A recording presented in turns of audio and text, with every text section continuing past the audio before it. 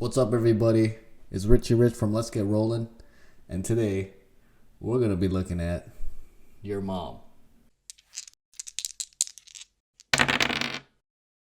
Okay, on a serious note, we're gonna be looking at the meta changes after the release of Warzone Nachmund or Nachmund, however you pronounce it. And specifically, we're gonna be looking at Orks because this is an Ork-oriented channel. The win rate has definitely been hit a little bit, but Orks are still doing pretty well. We're at 52% win rate, which makes it a still, I would say, a fairly competitive army. There were not many top finishes for the Orks, unfortunately. There was only one as of the Nachmund update, which was by Tyler Russo, who ran a speed mob, and everybody else was non-Ork. So it looks like in terms of reaching that top pinnacle of armies, Orks definitely took a hit. And so that's a little sad face, but I think it's still a little too early. It's only been about a week since the balance patch and also the chapter approved 2022. So we're going to have to wait for the meta to settle down a bit. And I think Ork players will eventually start figuring it out, as I don't think the changes were too impactful. A lot of people are saying that freebooter lists are now done for and that they're unplayable, but I'm not too sure about that, and we'll see again as the meta settles. So dissecting the meta Monday, it does seem that Adeptus Custodes is now the army to beat, and they're saying that the top 5 single factions were Drukhari still, which is shocking. Tyranids are doing amazing with that new Crushing Stampede. Custodes, Gene Stealers cult.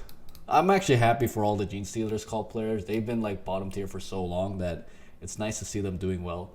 And Grey Knights still near the top. The top 5 played are Custodes, Nids, Ork players still coming in hot. We love to play Orks, Drukhari, and Codex Space Marines. So the Ork list that placed in the top 5 was Tyler Russo's list at Captain Con 2022. Tyler Russo also has a YouTube channel here. It has some pretty good content. Some of it is pretty hilarious, if I don't say so myself.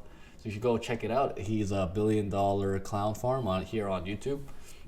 And so he's taking a speed mobs, and he seems to be just maximizing on Defcoptas. So Defcoptas have been doing very well even before the Warzone Nachmund point changes, and now that a lot of things are nerfed, they're still doing well, and now they're doing better than other Ork units. Defcoptas do a lot of things well. They actually are quite decent in melee, and they're also really good at shooting stuff because they just have a bunch of rockets. So he's taking 3 squads, 3 squads of Defcoptas. He's still taking Megatrack Scrapjets. I still think at 100 points each, these are still very strong. He's taking a Def Killer with Speed King, which I believe is the one where you get +1 to wound. He's taking 2 Waz Bombs, and he's just souping up the Waz Bombs, giving them full force fields and 2 super shooters. He's got the War Boss on Warbike, giving it Brutal Cunning, and the Killer Claw, making it extremely potent and melee. Interestingly, he's taking 1 custom Booster Blaster, giving it Pyromaniacs. And then he's taking 3 min squads of Warbikers. If I had to guess, this is just for taking objectives.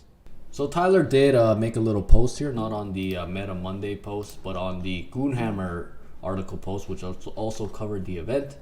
And he said that he had a really good time with the list, and he said that the Defcoptas do extremely well with Custodes, being able to table them pretty hard with all those rocket shots, even with the 4+.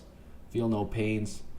And again, commenting that if he were to go for more buggies, he would likely go for freebooters, but he felt that the Coptas with Evil Sons were extremely strong because you have so many abilities to move your Defcoptas.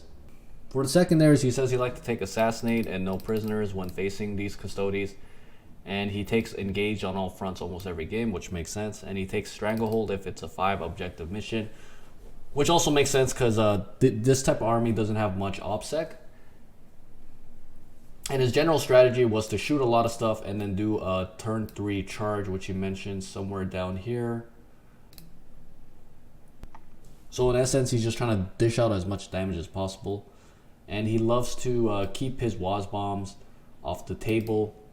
So he tries to hide it back and then come out and shoot later, as opposed to a lot of freebooter styles where you just want to rush in with all your stuff and try to alpha strike. So it's a little bit of a twist on that sort of playstyle, it seems. So congrats to Tyler, a really good job. Glad to see that the boys are still relevant in the new edition. Again, it's still early, so we'll see what happens with more people testing out different lists. And I think that there's some clear winners with the point changes that people still have to test out. Like I think Killicans and Mega Knobs will see some more play. And overall, I think other parts of the Ork army are still pretty relevant, and hope to see more people playing Orks and doing well. That's it for this video. Thanks for watching, guys. As always, stay safe. Keep those dice rolling. Thanks for all your likes and comments. Smash that sub button. We'll see you next time.